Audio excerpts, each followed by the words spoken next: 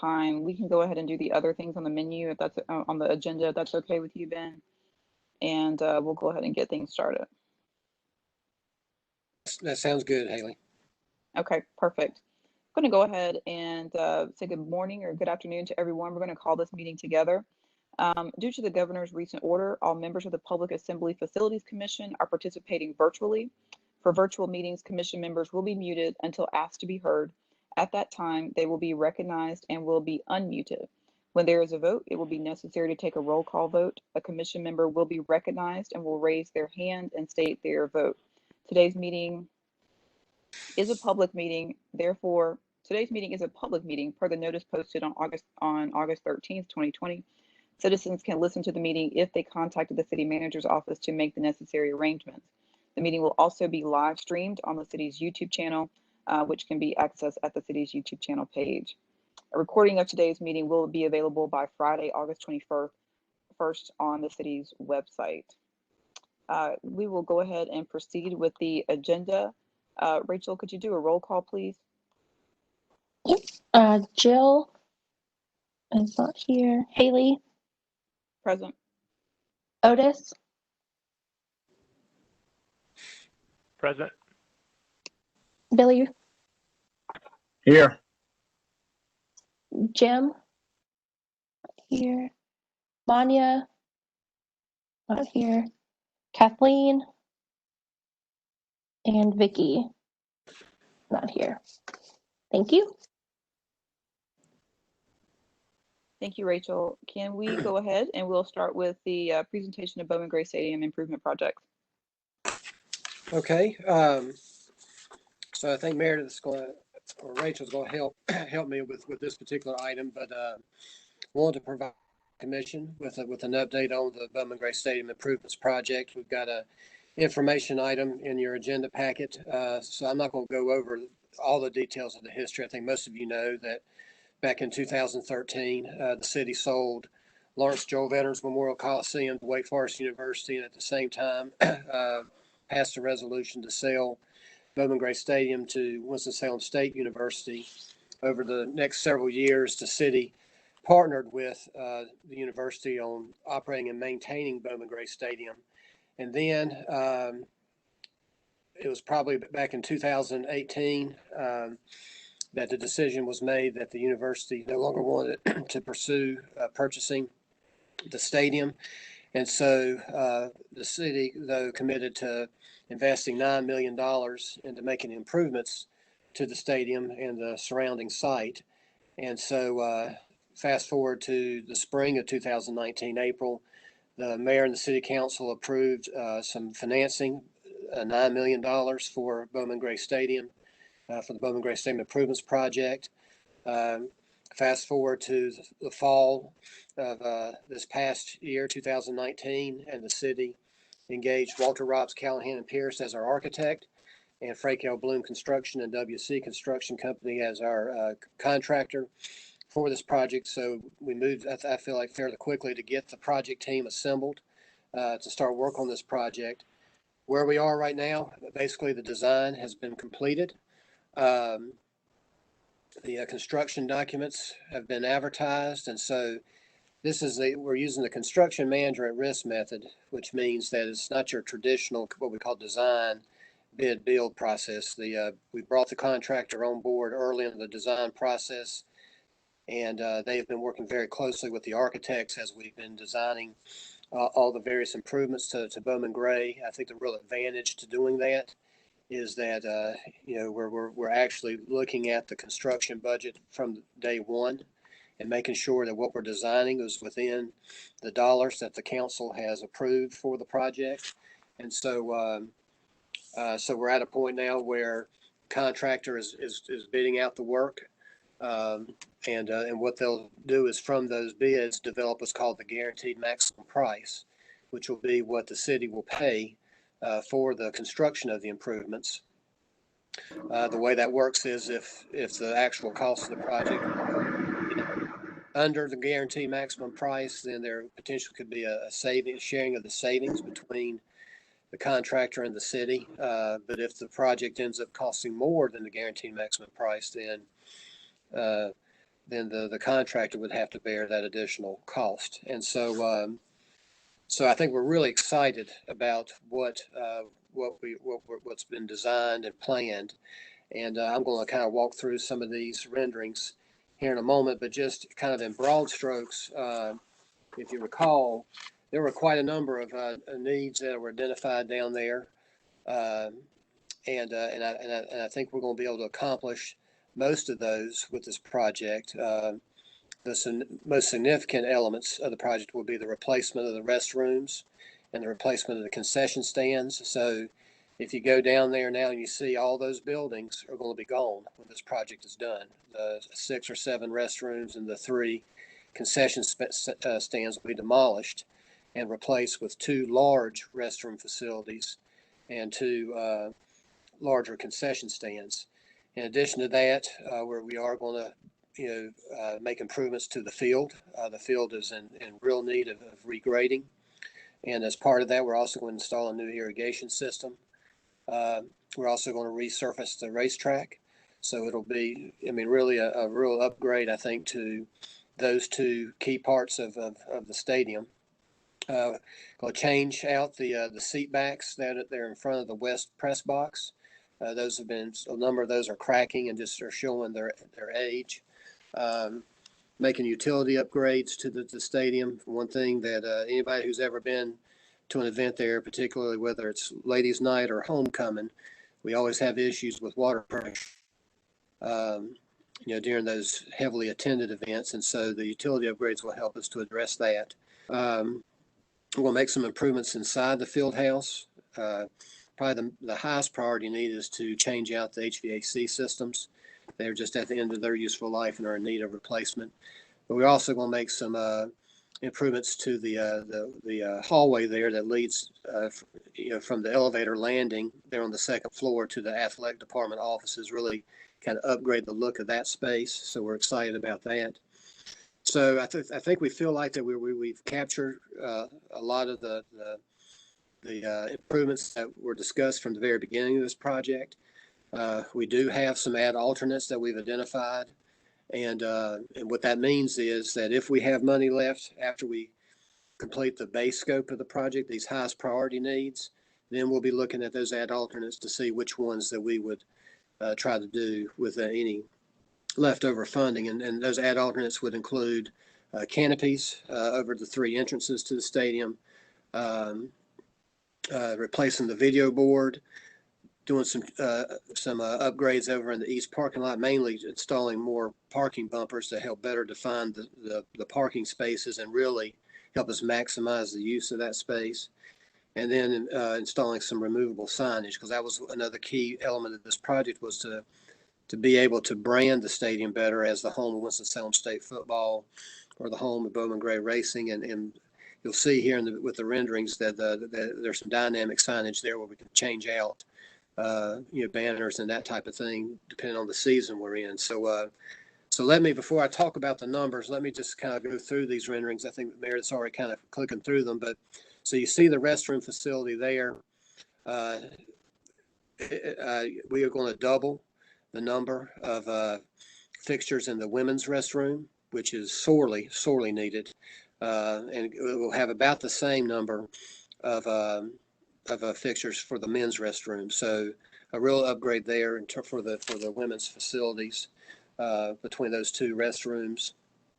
So you can see there one of the entrances.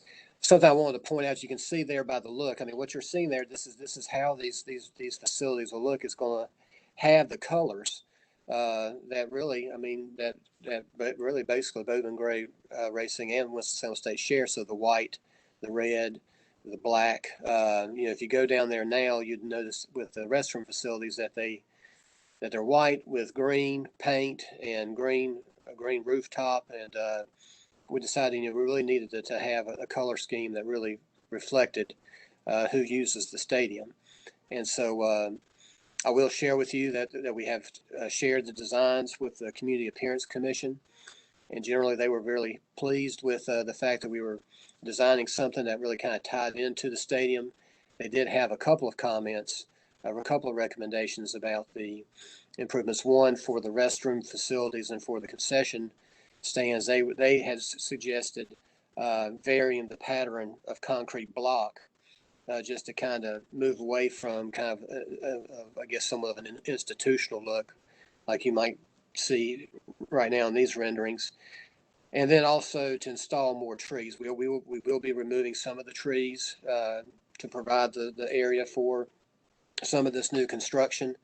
And they had recommended installing some trees to help with some of the aesthetics. I'll just be upfront with you that we're probably not going to vary the pattern of the concrete block. We're really wanting to be very careful about the budget for this project. I mean, the council has approved $9 million, and that's what we have. We can't overspend that and go back to council and request more funds. And so we appreciate those recommendations, from the Community Appearance Commission, but I don't think we're going to be really doing the varying the look of the concrete block in the restrooms and the concession stands. And we'll see about the trees. I think again that's going to depend a lot on funding. Our architect has already done some studies, and because there was also concern about what the removal of trees would do about buffering the noise coming from the track, particularly during racing season. And I think that the data would show that it might not have a significant impact. I mean, when those modifieds are rolling around that track, I think it's going to be loud if we have the trees we have in place now, if we have a fewer number of trees. So anyway, so to look at the numbers, and if that's on the second page of the information item that was included in your agenda package, right now our estimated costs are right within the budget. So we're very pleased about that. And you can see there that we are preserving our contingency right now going into this project. And that's very important. Inevitably, there are going to be unknowns that will come up in the course of the project. And we wanted to make sure that we had these contingencies in place before we started. So we didn't really commit the full budget to the project. And Meredith, if you pull the renderings back up real quick, and we'll just thumb through those, just to kind of give you a sense of what we're just wanting to be kind of mindful of as far as we proceed with the project. You saw the restrooms. We have the concession stands there, so you can see those, and you can see how the signage changes on those facilities. Okay. We feel pretty good about the cost estimates for that. Now this rendering is of the canopies that would be installed over the entrances. Again, this is an ad alternate, and so if the funding is not available after we do the base scope of the project, then we won't most likely install the canopies. But again, you can see the signage there on either side of that canopy, and it's to provide some shade, some relief over the entrances, particularly if we eventually install metal detectors around the stadium. You can see there that it would provide some cover for that. And then the last couple of slides there, you can see here again a rendering of the track and of the football field. Brand new surfaces for both. And then lastly, you kind of see the overhead shot there. So so you can see in dark gray where the concession stands and the restrooms would be located, kind of more on the southeast and southwest sides of the stadium, and then you can see where the three canopies would go. So I mean, we still, there are still some unknowns, and that's why we want to preserve the contingencies. We're finalizing the specs for the track, and that one's one that's going to be, I think for me, I think it's going to be probably one of the more challenging parts of this project because of the timing. When we start working on the track, and we're going to mill up the track, so we're going to dig up what's currently there and restore the base, and then put the asphalt on top of that. And once we start on that work, that part of the project has to be done before the start of the new racing season. So in terms of timeline, right now, like I said, our contractor, Franco Bloom, is bidding out the work to develop the guaranteed maximum price. Our hope is to bring an item to the mayor and city council at their first Monday meeting in October to go ahead and have them approve the guaranteed maximum price. So this update to you all, would be the extent of any comment or action we'd be seeking from you at this point, because we're trying to take advantage of the fact that, unfortunately, racing and football season, the seasons were canceled, but we see that as an opportunity for this project. And so if the council is able to approve the construction contract there in early October, then the indications from the contractor is they could mobilize and really get into the stadium and start work in late October. So in the first phase of the project, they would be constructing one of the two restroom facilities. I think their plan is to have that completed before the start of the 2021 racing season.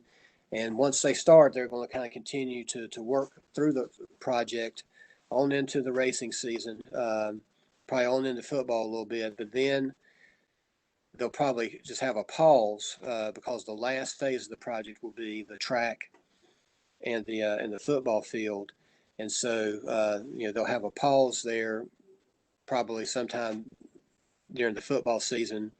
They'll have their feeling is they'll have the other facilities built by then, but then the last phase, which would be the track and the field, would start after the 2021 football season. And like I said, I mean, our greatest concern there is that once they start on that work, that it has to be completed. Particularly the track has to be completed by the start of the 2022 racing season. In fact, we're putting in the construction documents, I would say, some pretty strong language regarding any kind of penalties or what they call liquidated damages.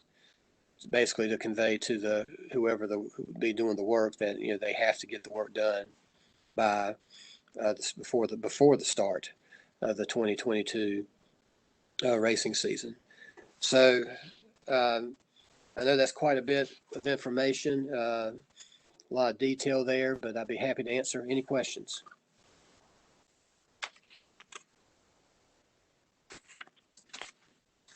Hey, Ben, were there any material items or on the wish list that were excluded from the contract, or did we kind of hit everything that was on the primary? I mean, there may be some small things, but did we get most of the things that were recommended within this budget? I would say for the most part, yes, Otis. I think the one facility there in the stadium that we've had to push onto the ad alternate list are some needs for the West Press Box. As part of the original discussion of the scope, we were going to replace the roof, and here just within the last several weeks, we've learned that the HVAC units on that press box are pretty well about at the end of their useful life. But again, the funding ended up looking pretty tight in terms of our cost estimates, and so the West Press Box is definitely part of the ad alternate list.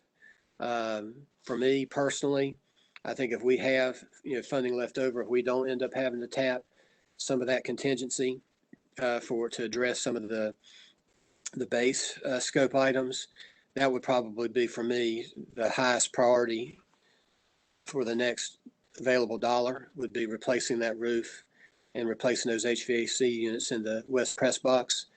The east lot improvements also, I think, was something that it would be nice if we're able to address that. I mean, right now, we basically, in the back part of the east lot, just chalk about 5 lines and just, hope that people kind of organize themselves when they park. And that really doesn't happen very well. I mean, oftentimes people are tailgating back in that part of the lot. And so having these parking bumpers and really kind of better defining the spaces in the east parking lot, I think would just help us maximize the use of that footprint. So that's also something that hopefully we will have some funding available to us, so we might be able to address that.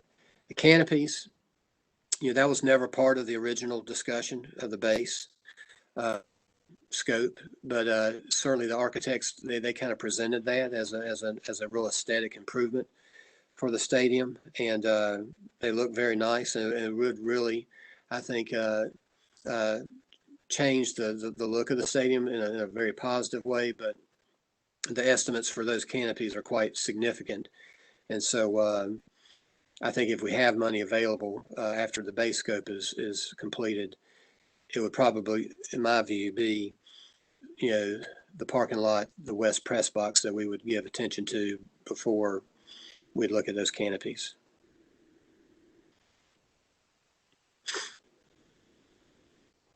Okay. Is there any further questions? Are there any further questions for Ben? Hearing none, could we move on to the discussion on virtual fair options, please? Haley, we do have quorum, so we could do the minutes as well. Thank you, Rachel. We'll do that. We'll go ahead and back up to the approval of the minutes.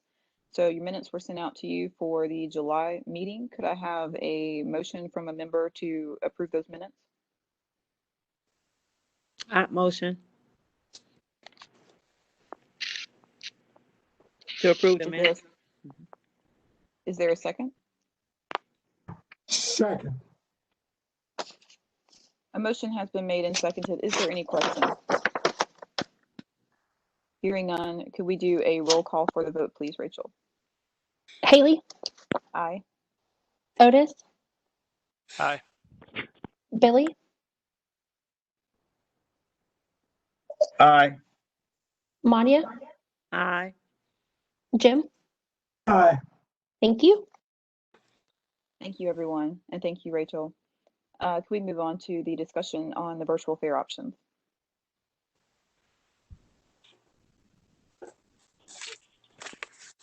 Thanks, Chair Jingles. I'll just kick off here and then pass it over to Cheryl. Staff's been kind of going through some what we're calling either virtual fair or kind of a drive-through fair since the cancellation of the first annual Carolina Classic Fair. So we've got a good list of things that I'll have Cheryl briefly go through. We've got some feedback from the Fair Planning Committee that we added to the list last week, and then any additional information you guys might have or any ideas. There's nothing we want to rule out at this point. And then we'll just kind of put this all together, and we are going to plan on having this all ready to roll out by this time next month. So any feedback is great, and I'm going to pass it to Cheryl, just kind of go over some of the thoughts we've come up with so far, and we'll go. Thanks, Robert.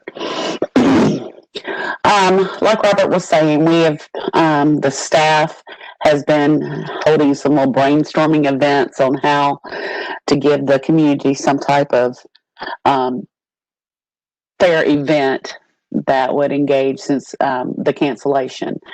The dates we are looking at for this event is October the 1st to the 4th, or maybe the 2nd through the 4th, depending on how we put all this together. A couple of the items that we're looking at, the main item to pull people in would be a drive-through fair foods event, where we would engage a limited number of vendors, of course, and have people drive through the grounds to get the fair type foods, your cotton candy, candy apples, the things that people come to the fair just to get. That's one of the main draws. Another thing we're looking at is the possibility of including some virtual entries. We did present this to the Fair Planning Committee last week, and they gave us a couple ideas, maybe some coloring sheets we could post that people could color in for the art portion, and we could post it to our website. Maybe take pictures of what they were going to enter, post those to our website. We're still kind of going through all the little details of that, but we're open to any suggestions also. We do want to also partner with Crisis Control. We did have a meeting with them last week, and they're very excited to be part of this, since the fair did provide the majority of the cans and the food that they received last year for their organization. So they're all on board. We're not sure exactly how that will tie in yet, maybe at the entrance or throughout the grounds. But I think it'll be a good thing. And so we could really tie it in just like we do the Wednesday of the fair food day, where people bring in the 5 canned goods. I think that would be really good for the community. One of the more crazier ideas that we're coming up with is a possible drive-through ride, which, if you picture this, will have a little setup of like small speed bumps upon exit, and maybe have a photo op where people could scream like they're riding on the ride. Just give them a bumpy kind of ride. It's kind of cheesy, but I think it would at least kind of give them that virtual ride feeling. We're also looking at maybe a virtual game where people could bring their change, and that could be donated to a cause also, and they could pitch that into buckets. Maybe have the radio station sponsor, get involved with some promotions for those also. We're looking at t-shirt sales. Once we get that design, we'll finalize. We'll let you know on that. And also the possibility of having some animals on display, just so people could maybe see a couple of cows or pigs. We'll have to get with our livestock superintendent to see exactly how that can be provided and safely. But of course, everybody would stay in their cars. This would be a no-touch event, and I think it would be great and give the community something, and it'll be right there during our fair dates. Like Robert said, no idea is too crazy. We're open to everything. So that's kind of what we wanted to present that to y'all. If you had any ideas, please let us know, and we can continue putting this together. Does anybody got any questions? Yeah, I'll add real quick too, I don't think he mentioned it. We're also working to partner with the current drive-in movie operation going on here. So, if we have some kind of drive-through fair during the day, we'll have some kind of, in theory, a fair-themed movie in the evening. So we're still working through those details on how we can partner with the fellow who's organizing this, and hopefully that'll be a part of it at the end of the day as well. And one other thing, maybe even some entertainment, like our one-man band, Mark Dobson, if we can get them to do like a show that we can post on Facebook, virtual shows, and involve some of our entertainers. I think that a lot of them are really struggling during this time too, with all the cancellations, and they're more than willing. We've already been contacted by food vendors and entertainers that they're there wanting to help us out with this. Does anybody have any questions? Yes. Okay. Yes. Yep. Okay. A couple of ideas. Spevco has some of those virtual type. You can get in, like driving a race car. Maybe you could talk to them, possibility that they could have video available, and like if you were at the drive-in, like you can just sit there in your car, it's like going through a ride or something like that. That's one of the things. The other thing you talk about entertainment with the with the drive-in theater there, there's a possibility you could just set up a couple of cameras and shoot that and project it on the screen where the people could sit in their car and watch the entertainment, the performers. We'll definitely make note of that, Billy. Thank you.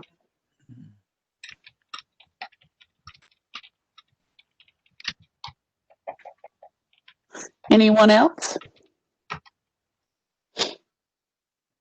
Well, if anyone thinks of anything, please let us know. Email me, Rachel, Robert, any of us. And we're going to gather all the ideas back together and we'll present those to you at the next meeting. Thank you, Cheryl. Mm-hmm. We will go into our staff update. Cheryl, do you want to take the fairgrounds or? Sure. I can do the facility branding. Meredith, if you can, I think Rachel sent you the PDF on that. Do you have that available? That was not part of y'all's initial package.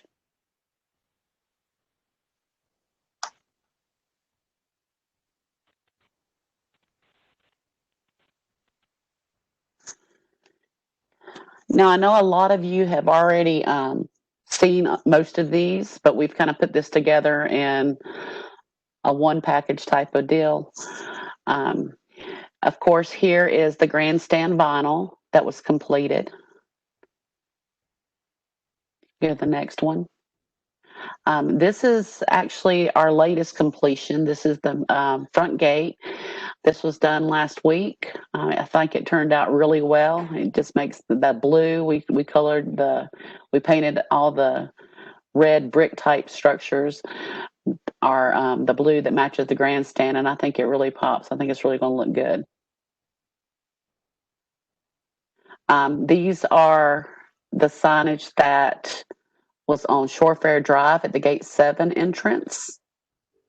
The blue on those, I think it used to say the Dixie Classic Fair on both sides, but we changed that to where it's branding both the fair and the fairgrounds facility. Of course, this is our logo on the office entrance. The cattle barn. Those dates will be changed before our drive-through event to promote next year's fair. These are all the gate signs that are at each individual gate. Those show the rebranding of the new logo also. And these are ticket booths. We had these rewrapped. As you can see, the fairgrounds logo with the fair logo on the side. By doing that, I think these ticket booths, they can be used for all different types of events now. And of course, our website, which once we get all the details settled with the drive-through event, everything will be posted there also.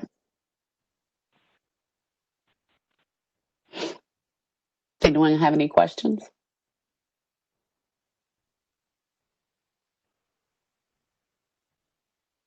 Thank you. Mm-hmm. And I'll just jump in and touch base on the fairgrounds real quick. So as a facility, the fairgrounds, we're still remaining closed overall through September 15th. So everything other than the drive-in movie and the farmers market, all of the events have been postponed or canceled. And we're currently working through what our ice skating season will look like. Hopefully, we're still planning to open kind of that end of October, beginning of November timeframe, but I think it's all going to be pretty fluid, as with the case for a lot of these other events. So that's kind of where we stand for the fairgrounds. And Grant, I don't know, or if anyone has an update on the Benton. I have a question though, Robert. Have people been attending the drive-in? Is it on Saturday or Friday? It is actually Thursday through Saturday. Okay. So it's 3 nights a week. They had been doing 5 nights a week, and they just cut it down Now that school has started back up, they cut it down to Thursday, Friday, Saturday. It's been Okay. going pretty well, anywhere from 150 to 500 people each night. So there's definitely a decent crowd every night. So And it's been going well. which way do you go in? Me and my husband and I rode by there, but we couldn't see how to get in. I didn't see anybody. It's right at dark on Friday or Saturday, I mean. Yeah, the movies are starting about 8:30, and Oh, they will you enter off of Shore Fair Drive at gate number oh, 7. oh, okay, that's why I didn't see it. We were on 30th Street. Okay. All right, thank you. You're welcome. Robert, do you want to go ahead and do the farmer's market, and then we'll let Grant go last? Is that okay? Grant, I think just real quick, I think Grant's trying to speak, but Grant, we can't hear you. But yeah, I'll just jump to the farmer's market. It's still open and it's doing well. I don't think there's anything specific to mention here. Cheryl, is there anything you have on the farmer's market? You're muted too, Cheryl. Oh, okay. No, just from talking with Willie, our market manager, evidently we're still getting really good crowds. Of course, we are still doing the social distancing and the regulations are still in place, where we have no crafters, no sampling, those type of things. Everyone's wearing a mask. Between Willie and the show pros, we're reminding everyone, and I think it's been very well received. Continues to be.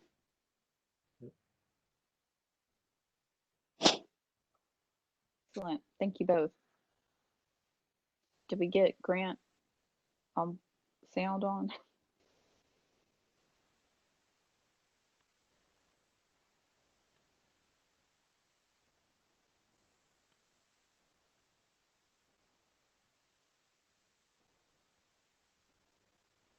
I don't think so.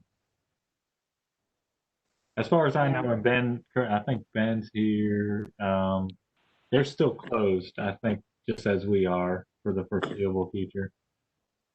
They are.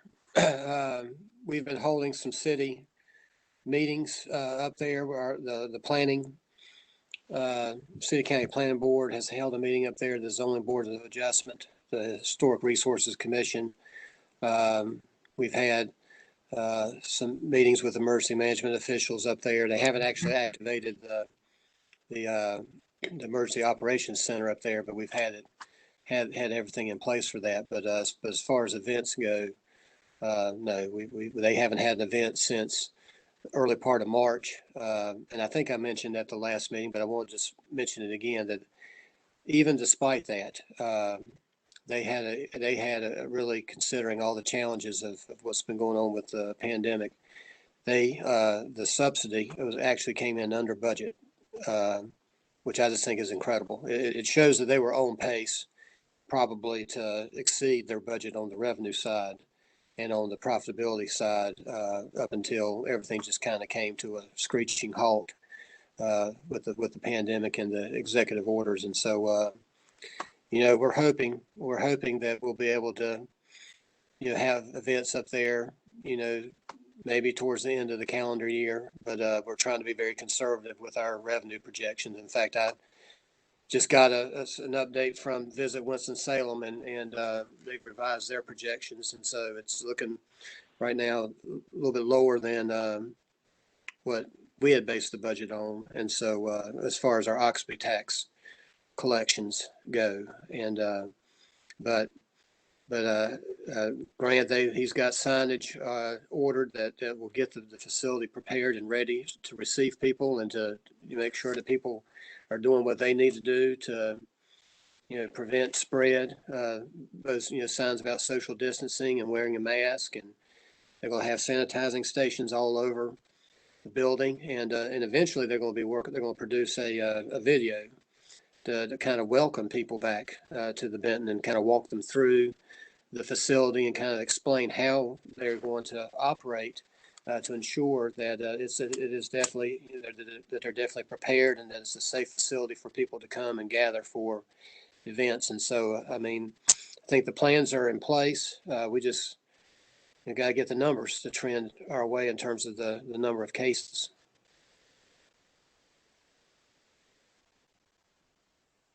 That sounds good. Thank you, Ben.